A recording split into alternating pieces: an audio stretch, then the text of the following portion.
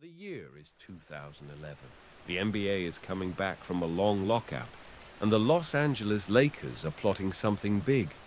Chris Paul, the best point guard in basketball at the time, is set to join Kobe Bryant in purple and gold. The deal is done. The papers are ready. But then, in one of the most controversial moments in league history, NBA Commissioner David Stern steps in. He vetoes the trade. Chris Paul never becomes a Laker. Instead, he goes across the hallway to the Clippers, and Kobe finishes his career without the superstar teammate who could have extended his dynasty. But tonight, we ask the question, what if the trade had gone through? What if Chris Paul and Kobe Bryant really teamed up on the Lakers? Chapter 1. The Partnership. Let's start with who these players were in 2011. Kobe Bryant was 33 years old. He had already won 5 championships. But he was still hungry, still chasing Michael Jordan's 6 rings. He was no longer in his physical prime, but he was still an assassin.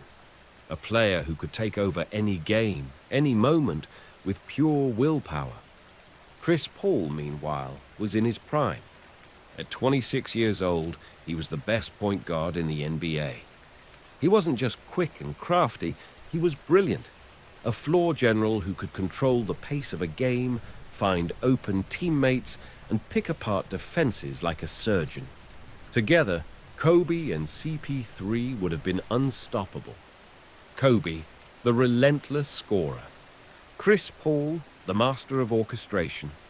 One of the deadliest inside-out duos the league had ever seen. For years, Kobe had thrived without an elite point guard. Give him the best one in the league, and suddenly his game becomes easier. Instead of carrying every possession, Kobe could move off the ball. He could get cleaner looks. He could conserve his energy for the fourth quarter, where he was already the most feared closer in the game. And for CP3, he would finally have the perfect partner. A superstar who matched his intensity, his obsession with winning, his refusal to lose. Every possession would be precise, every game calculated. The surgeon and the assassin side by side. The Lakers wouldn't just be good, they'd be terrifying. Chapter 2. The Lakers dynasty reloaded.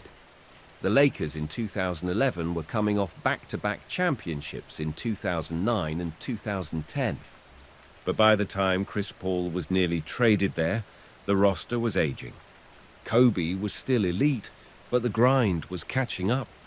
Pau Gasol was steady, but not the same force he'd been in those title runs. And Derek Fisher, the veteran point guard, could no longer keep up with the league's quicker guards. That's why Chris Paul was the perfect piece. He wasn't just an upgrade. He was a lifeline. With CP3, the Lakers' entire identity would have changed. No longer would Kobe have to dominate every possession, pounding the ball, forcing tough shots. Chris Paul would have orchestrated the offense. He would have fed Gasol in the post. He would have set up Kobe with easy looks, catch-and-shoot jumpers, backdoor cuts, clean isolations with the defense already stretched. And when the game slowed down in the fourth quarter, Kobe and CP3 together would have been the ultimate closers combination. Kobe, the assassin, fearless in crunch time. CP3, the surgeon, dissecting defenses, making the right play every single time. This wasn't just about making Kobe's life easier. It was about extending his prime. With Paul running the show, Kobe could have preserved his body, picked his spots, and saved his energy for when it mattered most. That could have meant 1, 2, maybe even 3 more deep playoff runs. And remember, Dwight Howard was traded to the Lakers the very next season in real life. In this timeline, imagine CP3 throwing lobs to Dwight, while Kobe lurked on the perimeter, ready to strike. Gasol stretching the floor, CP3 feeding bigs in the paint, And Kobe as the ultimate closer. That's not just a playoff team. That's a championship favorite. Year after year. Chapter 3. The Ripple Effects. When Chris Paul didn't join the Lakers, he went across the hallway instead. He teamed up with Blake Griffin and DeAndre Jordan to form Lob City, the Clippers team that turned highlights into showtime. But in this timeline, there is no Lob City. No Blake catching alley-oops from CP3. No Clippers renaissance. The Lakers remain the kings of Los Angeles. The Clippers stay the Clippers. And outside of LA, the ripples only get bigger. LeBron James and the Miami Heat. In 2012 and 2013, Miami won back-to-back titles. But what if Chris Paul and Kobe were waiting for them in the finals? Imagine LeBron, Wade, and Bosh trying to get past CP3, orchestrating, Kobe attacking, Dwight patrolling the paint. Those titles? Not guaranteed anymore. In fact, it's easy to picture the Heat winning only one, or none at all. The San Antonio Spurs. The Spurs dynasty thrived on precision, teamwork, and depth. But Kobe and CP3 together would have matched them play for play. Tim Duncan versus Pau Gasol. Tony Parker versus Chris Paul. Kobe versus Manu and Kawhi. Every series between those teams would have been a war. And maybe the Lakers steal a finals trip or two from San Antonio. The Warriors dynasty. Golden State changed the game in 2015. Steph Curry's shooting revolutionized the NBA. But what if by then, Kobe and CP3 had already cemented a mini dynasty of their own? What if Durant never even considered leaving Oklahoma City for Golden State because the Lakers were already the team to beat? The super team era might have looked completely different. And then there's the legacies. LeBron's path to GOAT status, harder. The Spurs' run of dominance, shorter. The Warriors dynasty, delayed. All because Chris Paul put on purple and gold instead of red and blue. Chapter 4. Legacy Changes. In our reality, Kobe Bryant finished his career with 5 championships. An icon, a legend, but forever chasing Michael Jordan's 6 rings. If Chris Paul had joined him, that chase looks different. With CP3 by his side, Kobe almost certainly grabs at least 1 more title. Maybe 2. That means 6 rings, matching Jordan. Maybe even 7, surpassing him. The debates about the greatest of all time, they shift. Instead of comparing Kobe to Jordan as the closest thing, people ask if he passed him. His career arc, already legendary, becomes untouchable. And then there's Chris Paul. In real life, he's one of the greatest point guards ever. But the one knock on his resume is the missing championship. He came close in Houston. He came close in Phoenix. But it never happened. In this timeline, it happens early. He wins with Kobe. And from that moment on, he's no longer just the point god without a ring. He's one of the greatest winners of his era. His legacy rises from all-time great to all-time champion. Even Dwight Howard and Pau Gasol look different in this story. Instead of short stints and fading roles, CP3's passing extends their primes, keeps them relevant, and locks in more winning years. The Lakers franchise, already one of the greatest in sports history, cements another dynasty. Kobe, Chris Paul, a duo that could have rewritten the 2000s tens. But of course, that trade never happened. David Stern vetoed it. Chris Paul never put on the Lakers jersey. Kobe retired with 5 championships, and CP3 is still searching for his first. Still, it's hard not to wonder. What if the assassin and the surgeon had joined forces? What if Kobe Bryant and Chris Paul had been teammates, side by side, chasing rings together? In another world, Maybe Kobe has 7. Maybe Chris Paul already has 3. And maybe the Lakers dynasty never really ended. For now, all we can do is imagine. And let that "what if" echo as one of the greatest trades that never was.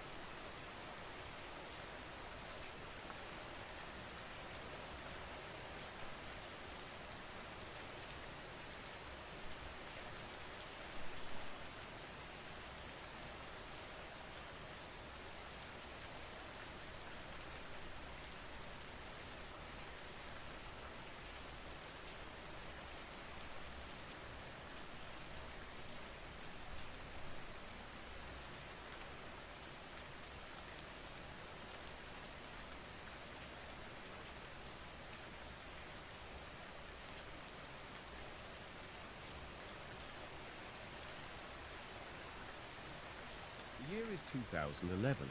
Chicago has a new superstar. At just 22 years old, Derrick Rose has become the youngest player in NBA history to win the MVP award. This wasn't just another good season.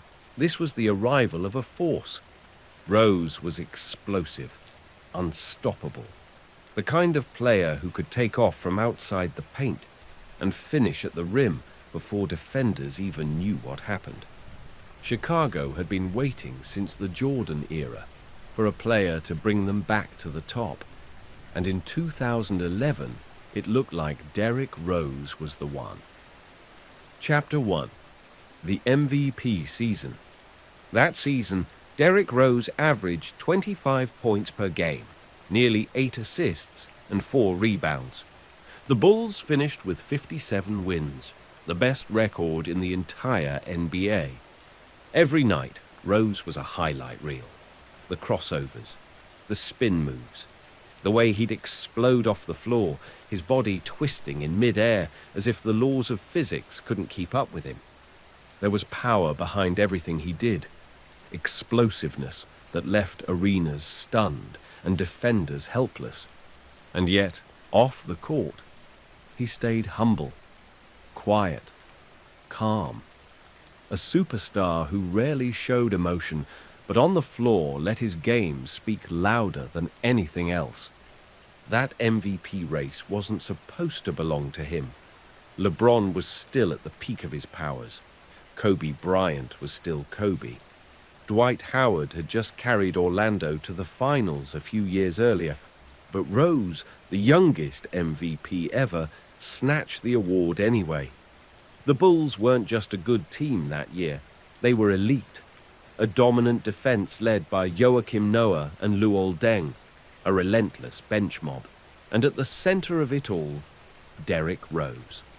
For Chicago, it wasn't just about winning games, it was about believing again, believing the post-Jordan drought was over, believing the Bulls had a new leader who could bring them back to the mountaintop.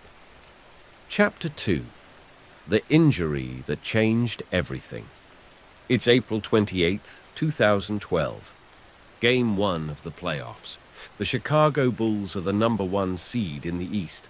They're heavy favorites against the Philadelphia 76ers. With just over a minute left in the game, the Bulls are already up by double digits. The win is secured, but then Derrick Rose drives to the basket. He plants his left foot, and in an instant, everything changes. Rose falls to the floor, grabbing at his knee. The arena goes silent. An ACL tear. Just like that, the Bulls' championship hopes are gone. For fans, it felt unreal. The youngest MVP in league history, the player who had electrified the entire NBA, was suddenly facing months, maybe years, of recovery. And from there, the story of Derrick Rose was never the same. Multiple surgeries, missed seasons, the explosive speed, dulled by injuries. He would fight back, of course. He always fought back. But he was never quite the same player again. That's the story we know. But this is where we ask the question, the one fans still whisper about. What if Derrick Rose never got injured? Chapter 3. The alternate timeline. Let's imagine. Derrick Rose never goes down in that 2012 playoff game. Instead of grabbing his knee, he bounces back up like he had done 1,000 times before. The crowd roars. The Bulls close out the Sixers, and the journey continues. The Bulls, led by Rose, Joakim Noah, Luol Deng, and coached by Tom Thibodeau, make a run through the East. Miami is waiting. LeBron James, Dwyane Wade, Chris Bosh. The Heat are the villains of the NBA, the super team everyone wants to see fall. And who better to challenge them than Rose, the league's youngest MVP, carrying Chicago on his back? In this timeline, the Bulls don't crumble. They push Miami to the brink. Game after game, Rose is fearless, attacking the rim, hitting tough mid-range shots, finding open teammates. Chicago fans start to believe again, not just in a playoff run, but in a championship. And let's stretch it further. If Rose stays healthy in 2013, he's not on the sidelines. He's out there, giving LeBron everything he can handle. If Rose is there in 2014, the Eastern Conference doesn't belong to just Miami. The battles with Indiana, with Boston, with Cleveland down the line, they all look different. The ripple effect is endless. Maybe LeBron doesn't win 2 titles in Miami. Maybe Chicago steals one of those rings.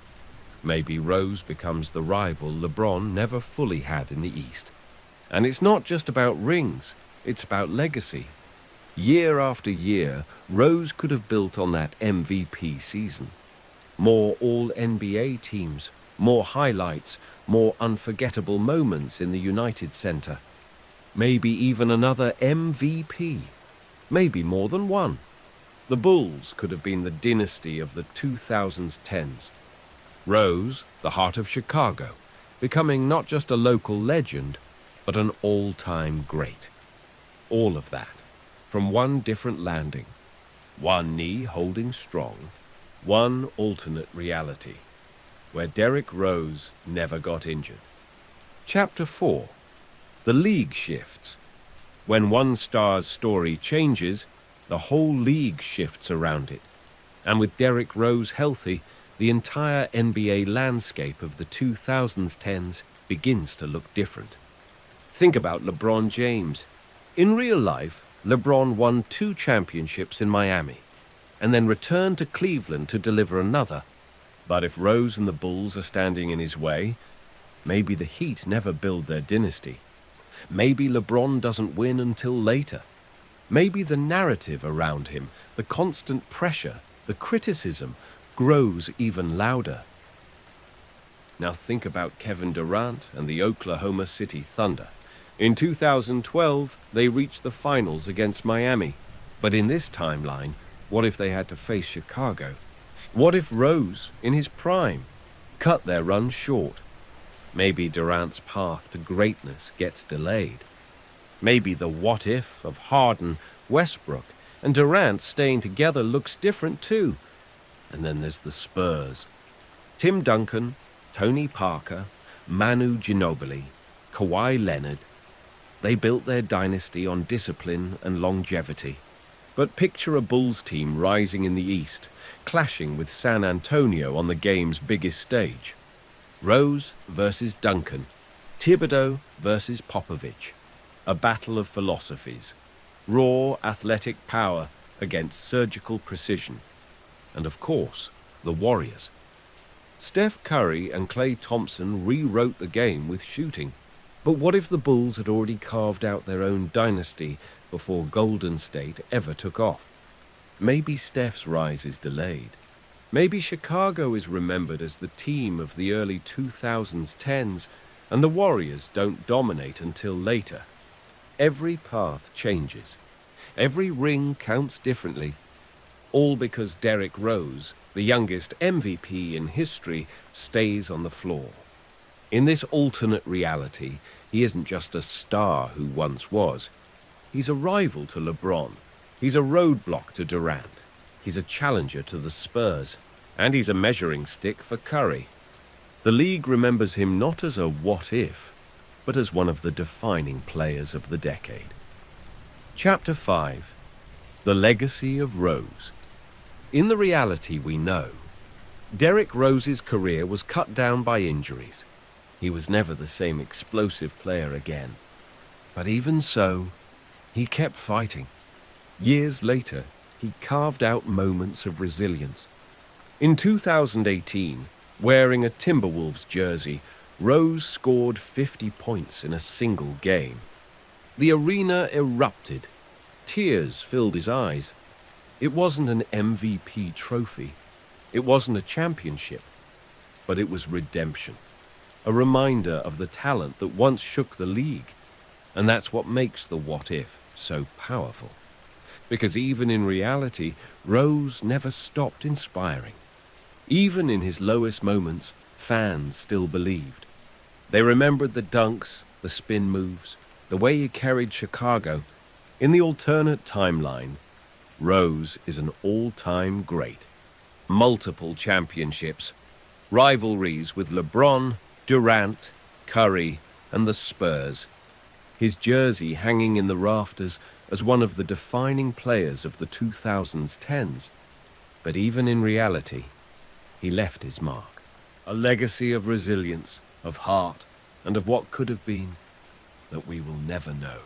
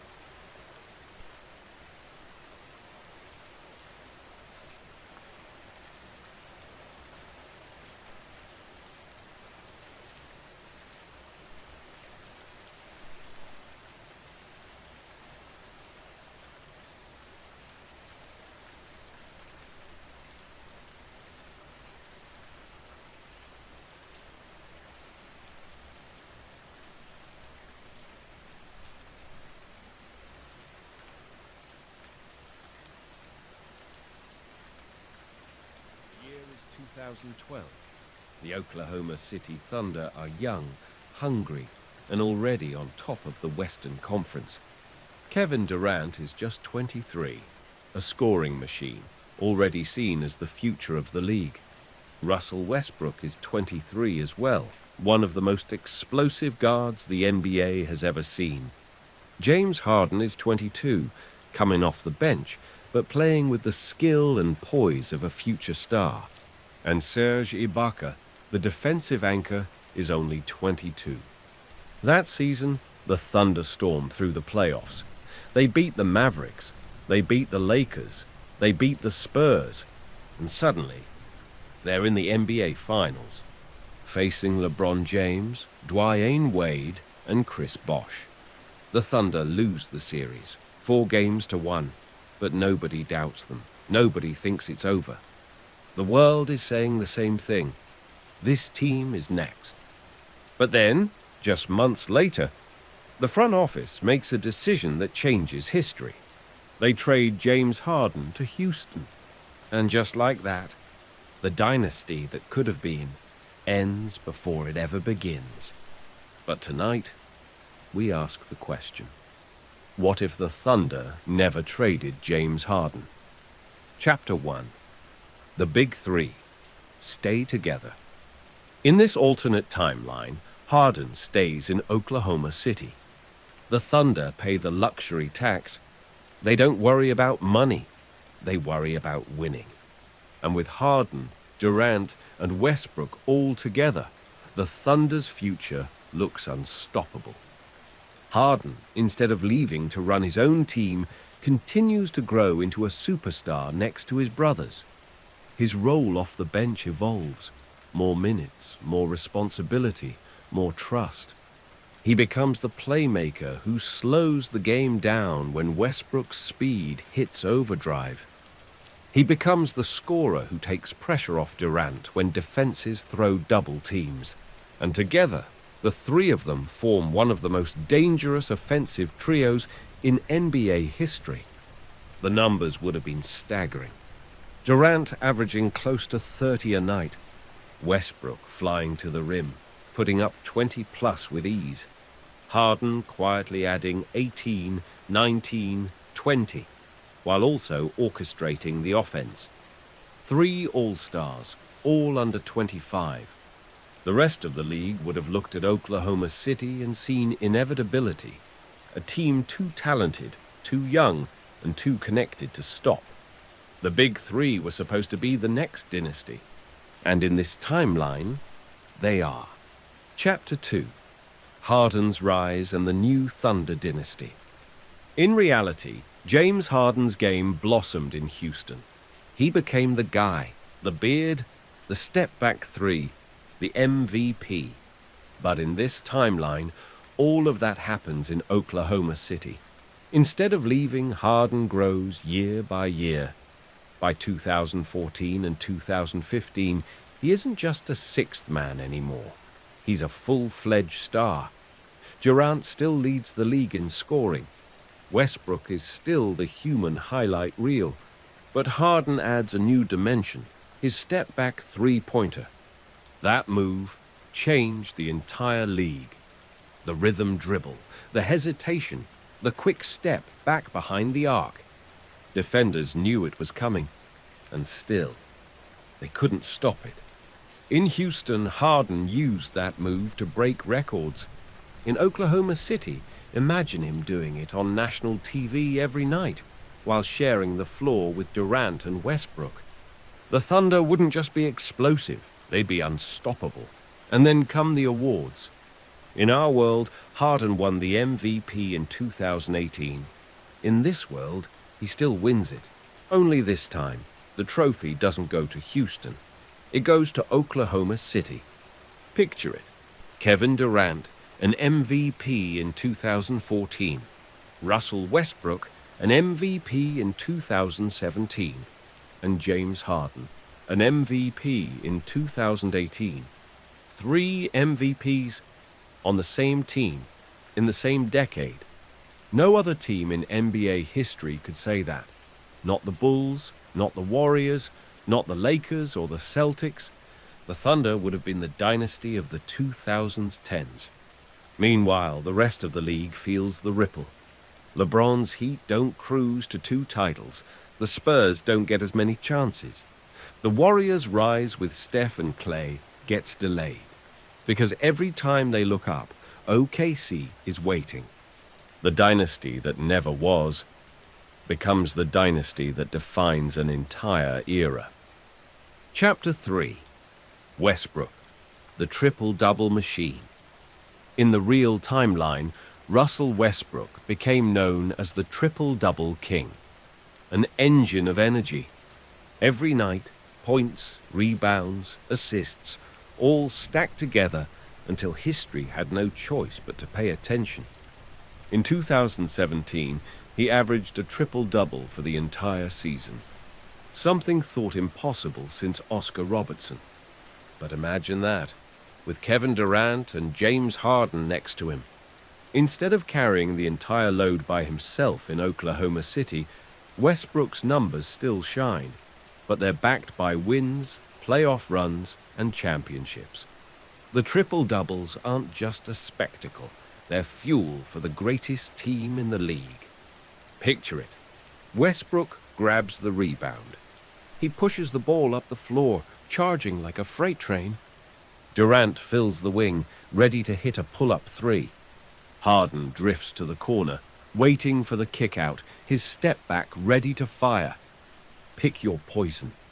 Every possession is chaos for the defense. Instead of hearing critics say Westbrook was stat padding, in this timeline the narrative flips. Those triple-doubles become the backbone of a dynasty. Durant, the scorer. Harden, the playmaker. Westbrook, the all-around engine. No other big three in NBA history could balance each other like that. Shaq and Kobe had dominance and will. LeBron, Wade, and Bosh had talent and chemistry. But KD, Russ, and Harden had everything.